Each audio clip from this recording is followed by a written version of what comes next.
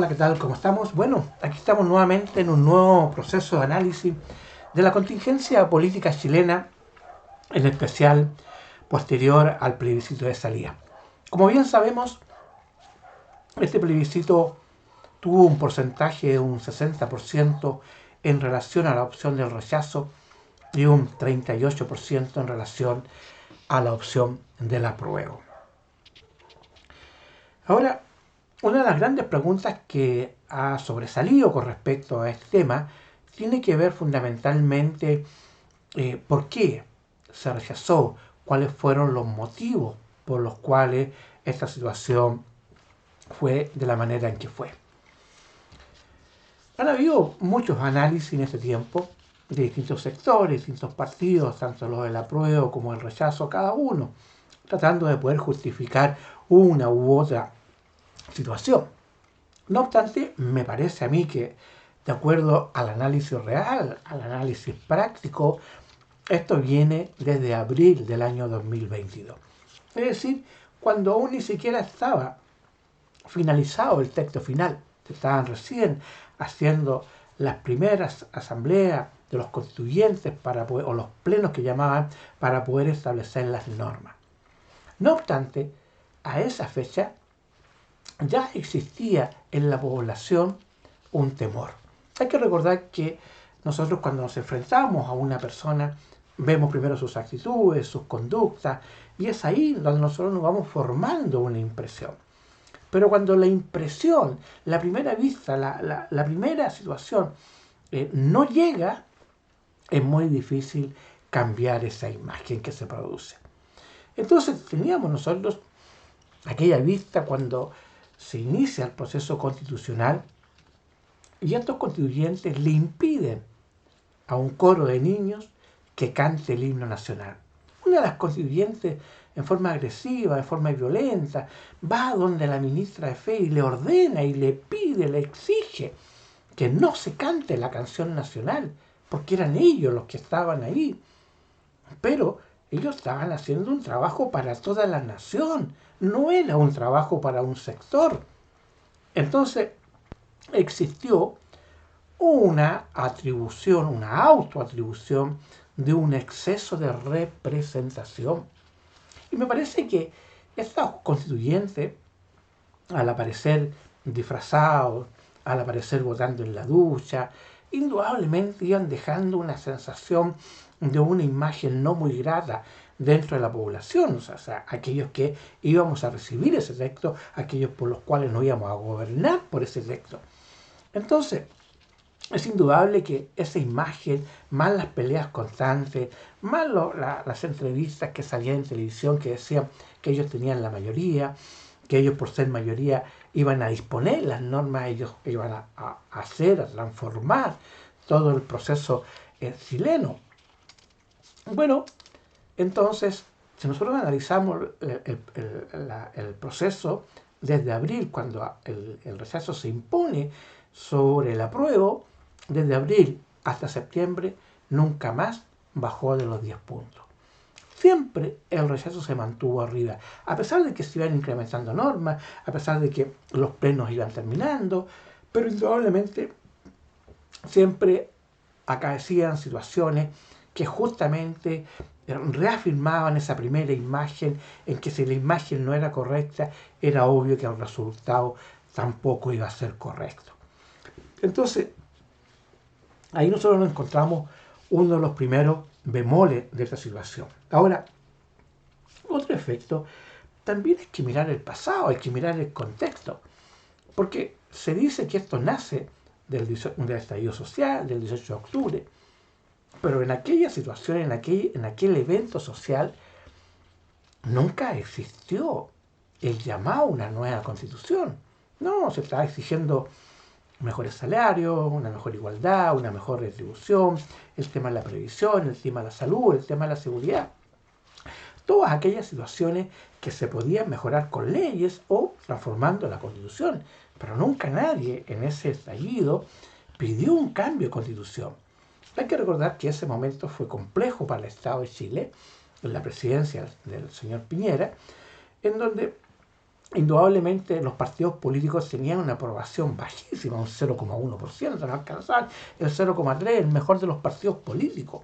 Entonces, esa representación que socialmente tiene un Estado de Derecho a través de sus parlamentarios estaba completamente desvalidada.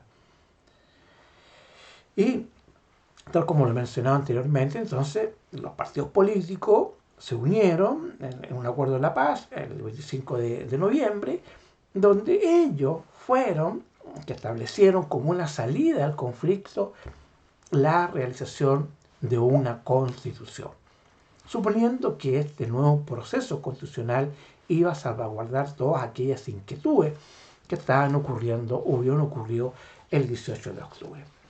Entonces, estos poderes políticos empiezan a maquinar una situación para ver cómo, en mi punto de vista, cómo estos poderes políticos se afianzan dentro de la política chilena. Hay que recordar que juntamente con la elección de los concejales hubieron también elecciones parlamentarias. Entonces, en ese aspecto, y este es un punto muy relevante a considerar, que si bien la opción del rechazo, de la apruebo en cuanto a una nueva constitución fue cercana al 80%, pero también hay que recordar de que en los procesos parlamentarios hubo un equilibrio. O sea, ese 80% no se vio reflejado en las parlamentarias, sino que más bien hubo un equilibrio entre la fuerza de la derecha y la fuerza de la izquierda, quedando un parlamento 50-50. Posteriormente tenemos la elección presidencial, donde el presidente Boris saca un 55% en contra de un 44% del otro candidato que era Kast. O sea, cualquiera sabía que en un proceso constitucional, a lo menos, la derecha optaba entre un 40 a un 45% de la votación. Entonces, en este caso, la centroizquierda y la izquierda, apoyándose dentro del voto que tenía el presidente Boris sobre el 55%, hacía presumir que podrían entonces obtener una opción mejor con el apruebo. Y es ahí donde también se empiezan, en mi punto de vista, a confundir las cosas, porque indudablemente la opción que llevó al presidente a la presidencia, con el 55%, también no es merecedora o que se pueda equilatar ese porcentaje de voto total, porque justamente hay personas que no estaban de acuerdo con Kast, bueno, eligieron a Boris.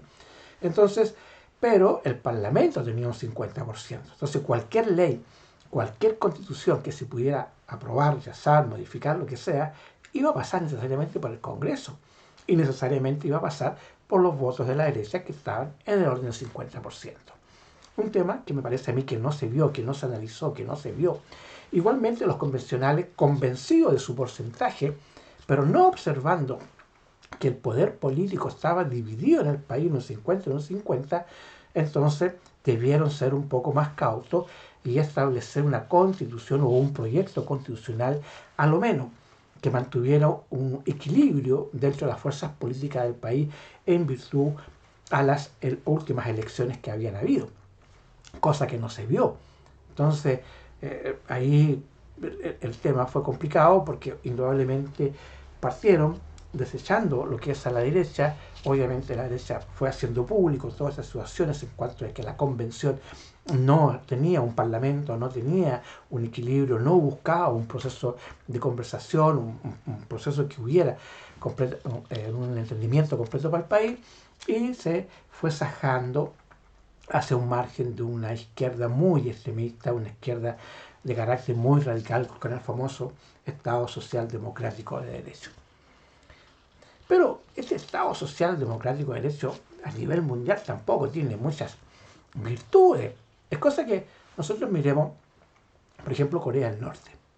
Tenemos dos Coreas, Corea del Norte y Corea del Sur. Corea del Norte, las personas que viven ahí, bajo el régimen que reina en aquel país, esas personas no tienen la posibilidad de adquirir un bien en propiedad. Es el Estado el que le entrega una habitación para que viva, y el Estado le dice usted va a vivir aquí. Pero además el Estado le prohíbe a esa persona donde la sienta, donde se pone a vivir, que se pueda trasladar de una comuna, de una ciudad dentro del país No se puede. Veamos también lo que pasó en su momento con los procesos económicos, sociales, democráticos. Imagínense, Corea del Norte se llama una república democrática. Alemania, la ex Alemania occidental, cuando estaba dividida, la parte de que era de Rusia, la parte comunista, también se llamaba república democrática. Entonces pareciera que todos estos países que son de extrema izquierda tienen el concepto de democracia, pero pareciera que en su interior no la practican. Y es una política de publicidad para poder aparentar que tienen un proceso de libertades en las personas, pero que en el fondo no es. Entonces, hoy día se establece y se critica el modelo económico chileno, que es subsidiario, en circunstancias que en todos estos países de carácter democrático, la solidaridad, la democracia social, que es el Estado que el que paga, no tiene los recursos suficientes. Y son los países más pobres. Entonces, ¿cómo surgió Japón, por ejemplo, después de la guerra? Con un libre mercado económico. ¿Cómo Corea del Sur surgió después de la guerra de Corea? Es cosa de mirar Corea del Sur y Corea del Norte como el poder económico por el libre mercado. Taiwán con China. Taiwán, una isla chiquitita, también con el libre mercado, también se ha expandido económicamente. Entonces, muchos países, a través del proceso de las libertades económicas, de las inversiones, la libre inversión, han tenido un mejor desarrollo. Es indudable que el Estado debe cooperar, es indudable que el Estado debe participar justamente en todo aquello que los privados no pueden hacerlo. Y el Estado es el órgano regulador, pero previniendo lo que es la inversión. Hay que recordar solamente Chile. Chile, antes del año 73, tenía un proceso social democrático. Un país pobre, un país sin desarrollo, y posteriormente, aun cuando sea de un golpe militar, pero nace una nueva constitución, que es la constitución del 80, que llevó al país a un desarrollo económico bastante importante. Nunca nadie lo ha negado, y es cosa de mirar la estadística, cómo bajaron los índices de cesantía, cómo bajaron los índices de salud, cómo bajaron los índices de pobreza.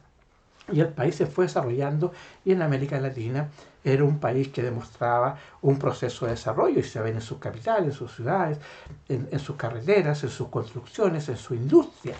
Un gran exportador e importador también. Entonces, ¿dónde está la temática de decir no, que esto no es bueno para el país y que es el Estado el que debe pagar? Hoy día el Estado, con un presupuesto de 83.000 millones de dólares, está ahí, no da un servicio de buena calidad. Entonces, agregarle más servicios, más carga, es imposible que el Estado lo pueda lograr sin la inversión privada, sin la libertad. Lo importante para mí en un país es el proceso de libertad, que exista libertad de elección. Al haber mayores opciones de libertades, se le entrega al Estado entonces una menor carga tributaria, menor carga presupuestaria, donde el Estado entonces podrá dirigir los pocos fondos que tiene para tratar de brindar un servicio de calidad, de eficiencia. Hay que recordar que Chile tiene una norma legal que es lo que se llama la falta de servicio del Estado. Es decir, cualquier chileno hoy día, cuando el Estado no garantiza un derecho o no lo cumple, o lo cumple tardíamente, o lo cumple imperfectamente, cualquier ciudadano puede demandar al Estado por falta de servicio. Entonces, hoy día el propio Estado de Chile, un Estado subsidiario, le está garantizando a todas las personas el derecho a sus seguridades sociales, a las seguridades como ciudadanos, a los derechos garantizados en la Constitución. Ahí entonces nosotros nos ponemos a conversar de qué es lo que estaba este proyecto y qué es lo que tenemos hoy día. Entonces, el Estado, ¿a qué se ha comprometido con un Estado subsidiario? A tenerse un servicio rápido, eficaz y de calidad. Y si el Estado no lo cumple, entonces garantiza a los ciudadanos a poder demandar al Estado, como yo digo, por falta de servicio. Pues bien, el Estado no cumple, porque no tiene recursos. Y basta entonces que evite el exceso de gasto en situaciones que parecieran un poco más corruptivas, que parecieran más como gasto innecesario, y tratar que el gasto sea determinado o enfocado a privilegiar los servicios, por ejemplo, el servicio de salud, el servicio escolar, y darles garantías para poder optar a un servicio de calidad. Si aquí en Chile todos tenemos garantizado la salud y tenemos garantizada la educación. Pero se pareciera entonces que se intenta desvirtuar ese concepto de la igualdad. Yo puedo tener acceso a la salud, tener acceso a la educación gratuita, pero también si quiero puedo pagar, o sea, tengo la opción de elegir y todos tienen la opción de elegir. Entonces aquí muchos alegan que esa opción no debe existir porque es el Estado el que debe dar esos servicios por igual para todos. Pero el Estado no puede, no es que no quiera, no puede. Mucho que quiera, pero no puede porque no tiene los recursos. Usted va a una clínica, a una institución particular, tiene 7, 8, 10 médicos de una especialidad. Usted va al servicio público, con suerte tiene uno.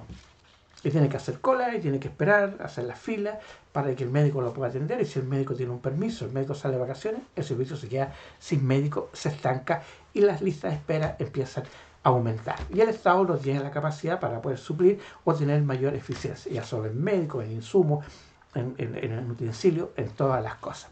Pues bien, esos son los temas que se tenían que entrar a poder resolver. Entonces, la pregunta es, ¿por qué ganó el rechazo? Bueno, primero, la imagen, creo yo que se formó la gente y con esa imagen automáticamente señaló de que esa imagen no le daba un buen resultado o una buena garantía. Pero lo más importante, creo yo, que no se vio prever de que normalmente los votantes chilenos son de centro, ya sea centro izquierda o centro derecha. El chileno no es de los extremos de derecha ni es de los extremos de izquierda, hablemos chileno general, pero no obstante la convención era una convención de extrema izquierda. O sea, ya había un componente que a la gran mayoría no le iba a servir o no iba a estar conforme, porque el transformismo, el maximalismo que tenía este proyecto constitucional indudablemente iba para un extremo y no iba para el centro donde estaba conglomerada la mayor situación. Y de hecho, dentro de la gente del rechazo, había gente de centro izquierda que estaba por el rechazo, justamente porque era de centro. Y este proyecto constitucional no garantizaba un proceso de unidad de carácter nacional. Entonces se veía que el tema no iba a ir por un tema correcto. Ahora, ¿cuál es el efecto del rechazo? Y aquí nuevamente llegamos a estos poderes políticos donde ellos se transforman, se empoderan. Aquí el tema era muy simple, o apruebas o rechazo. Si se aprobaba, empezaba a regir un nuevo proceso constitucional, y si se rechazaba, la ley, la propia ley, la propia constitución establecía que continuaba la constitución vigente. No obstante, todos aquellos, la gran mayoría de los políticos, los que participaban por el rechazo, haciendo caso omiso de un Estado de Derecho y vulnerando la propuesta que ellos mismos habían hecho con anterioridad en este Acuerdo de la Paz para llevar a una convención, vulnerando esto, trataron y han intentado de establecer de que el rechazo significaba hacer una nueva constitución. Yo creo que en mi calidad como abogado puedo señalar que ahí hay un evento que no era en el marco de la ley, porque la ley establecía que continuaba la constitución vigente. Entonces, ¿por qué ellos estaban proponiendo? Eso debió haberse planteado en una forma posterior. Entonces, aquí también se produce como una especie de llevar al votante a una situación eventual, una situación de carácter ficticio, con el objeto quizás de poder convencer para apoyar una u otra de las opciones que existían. Entonces hoy día nosotros estamos viendo que ya la gran mayoría de los políticos en forma de carácter transversal están unidos para poder buscar un nuevo proceso constituyente. Sin embargo, ahora tenemos la vuelta. Porque así cuando los convencionales tenían las mayorías o se creían con mayoría y se creían que ellos podían hacer lo que quisieran porque tenían la mayoría, hoy día pareciera que la derecha está ocupando la misma estrategia, señalando que tienen mayoría y bajo ese concepto intentan imponer sus condiciones. Yo creo que aquí en un proceso constitucional lo que debe primar es el diálogo. Lo que debe primar es la historia constitucional chilena. Estamos hablando cuando partimos el año 1818 con los reglamentos constitucionales para después llegar a los procesos constitucionales, la Constitución de 1933, fundamentalmente el gran desastre que ocurrió en el año 1925, donde también existió un estallido social, una guerra entre ambos partidos, donde el presidente Alessandri es expulsado, donde está el ruido de sables, donde los militares entran a la batalla política, a exigir una igualdad de derechos y que se haga una nueva constitución. Vuelve el presidente, se forma una convención y el presidente forma una convención chiquitina que al final resultó ser la constitución del año 1925, la que rigió hasta el año 1980, donde se cambia lo que es el Estado social de derecho por un Estado de carácter subsidiario. Entonces hoy día nos encontramos con que el conglomerado, generalmente la derecha, aún no ha definido cuáles son las etapas de este proceso constitucional, aun cuando ha señalado de que eventualmente va a ser un Estado social democrático, pero no se ha establecido todavía cuál es el sistema económico en el cual se pretende brindar a este nuevo proyecto de carácter constitucional. Yo creo que aquí hay un tema que es esencial. ¿Qué es lo que la gente quiere? Libertad. Libertad de elegir. Libertad de elegir para educar, libertad de elegir para la salud, libertad de elegir para el tema previsional, libertad de elegir. ¿Por qué? Porque es un derecho humano garantizado por las Naciones Unidas. El primer elemento es el derecho a la libertad, el derecho a elegir. No puede el Estado imponerme a mí dónde yo debo cotizar, dónde yo debo atenderme. No, el Estado me debe garantizar como un derecho humano que es la libertad de desplazamiento y la libertad de elegir. Hay que recordar, y esto fue un tema que en la convención no se vio, Chile es parte del Estado internacional. Chile ha aceptado muchos tratados internacionales y por lo menos hasta ahora todos los tratados internacionales reconocidos por Chile tienen el carácter de norma constitucional. Entonces, pareciera difícil que un nuevo proyecto constitucional pueda superar los tratados que tiene Chile. O sea, no puede ser una hoja en blanco. Tenemos que partir por ese tema. Por ejemplo, en la convención se trató el tema de los pueblos originarios, con un pueblo de autonomía, con un pueblo de independencia y con la calidad de nación. Entonces ellos señalaban de que Chile tenía que aceptar a los pueblos originarios. Claro, yo creo que todos estamos de acuerdo en eso, en su cultura, en su origen. Pero, ojo, la Convención de Naciones Unidas, en un tratado que ha celebrado Chile, establece que todos aquellos conjuntos de personas que sean reconocidos como naciones y que tengan autonomía, tienen derecho a la independencia como nación. Entonces era lógico, si hoy día los pueblos originarios están constantemente alegando su derecho reconocido por el derecho internacional en cuanto que al tema de juzgar, al cuanto a sus derechos, era obvio que si tenían una calidad de nación y una calidad de autonomía, era muy probable que se intentara buscar lo que es la independencia como nación. Hoy día Chile territorial generalmente no tenemos nosotros pueblos originarios en forma autóctona, en forma independiente, salvo por ejemplo el caso la insular, en la isla de Pascua, donde se conservan un poco más las tradiciones de ese pueblo original, pero en el territorio nacional realmente somos mestizos. Hay que recordar que cuando Chile se empieza en su proceso independiente con los Higgins, se hacía una distinción de los chilenos casados con españoles, los chilenos casados con mestizos, los chilenos casados con indígenas. Posteriormente, el presidente Bernardo Higgins dijo, no, todo aquel que nazca en Chile es chileno, independientemente de dónde venga el comandante. El que nace en Chile es chileno. Y hoy día, cuando nosotros vemos que en el aspecto de la propuesta de la plurinacionalidad, el mayor rechazo lo tuvieron justamente en los pueblos originarios. El pueblo originario no aceptó ese concepto de la plurinacionalidad.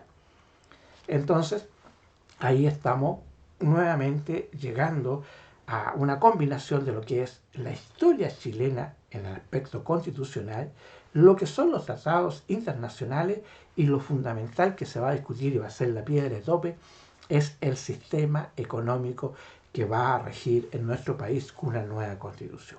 En mi punto de vista, considero que debiera existir un Estado mixto de carácter subsidiario y carácter social democrático subsidiario, o sea, solidario, en donde el Estado tenga que brindar todas aquellas situaciones que el privado no puede lograr. Pero el gran problema que tienen los Estados no es que no puedan hacerlo, porque el sistema privado tiene salud y el Estado tiene salud. Lo que pasa es que la calidad, la eficiencia y la rapidez que tiene el servicio privado no lo puede alcanzar el servicio público. Y tal como lo he dicho en otras oportunidades, o sea, aquí el único problema es que el Estado que tiene que hacer es igualar, acercarse a la calidad que ofrece el servicio privado para que el Estado lo pueda hacer. Es decir, como decía yo, si el privado tiene 3, 4, 5 médicos, entonces el hospital también debe tener 4 o 5 médicos con opciones. Ofrecer calidad, ofrecer agilidad, ofrecer un mejor servicio, preocuparse de ofrecer un mejor servicio. Porque hoy día con los servicios retardados, al final el Estado gasta más plata. Porque al retrasar las atenciones, tiene que después reforzar los servicios para atender toda la lista de atrasados y eso significa un gasto para el Estado. En cambio, si tuviera 2, 3 médicos, falta uno, atiende otro, aumenta rápidamente la atención, hay una mayor eficiencia y un menor gasto para el Estado de Chile. Lo mismo que sucede con las clínicas privadas. Bajo ese concepto, entonces, creo que el sistema que debe operar es un sistema político fuerte, con equilibrio, o sea, un parlamento, con un Senado y con una Cámara de Diputados, cosa que exista el contrapeso necesario en ese poder para que las leyes sean lo más justas y lo más equitativas y velando, como toda ley tiene que ser, por el bien nacional, por el bien público, ¿ya? Por el bien común de toda la comunidad y no por los intereses político-partidistas. A su vez también el sistema económico debiera calificarse o debiera entrar en un sistema subsidiario y solidario. Ahí hay un tema, creo que son esas dos cosas lo que va a sacar gran roncha en lo que viene en este proceso de manejar o proyectar una nueva constitución. Tenemos todavía un sector bastante dolido, que es el sector del Partido Comunista, el sector del Frente Amplio, que salió muy dolido, muy lastimado. De hecho, el gobierno salió del cuerpo político, por lo tanto, viene este sector de extrema izquierda, se tiene que reinventar, tiene que restablecerse, pero tiene que también entender que lo que la población pareciera que lo que quisiera es una unión de centro, una constitución que sea equilibrada, que no haya acceso ni para uno ni para otro, que busquemos también la garantía de los derechos, que el Estado pueda cumplir sus compromisos y aquellos que no pueda dejarse los particulares, cosa que el Estado pueda optimizar de mejor manera todos los recursos que tenga para poderle darle la mejor calidad a aquellas personas que no pueden elegir.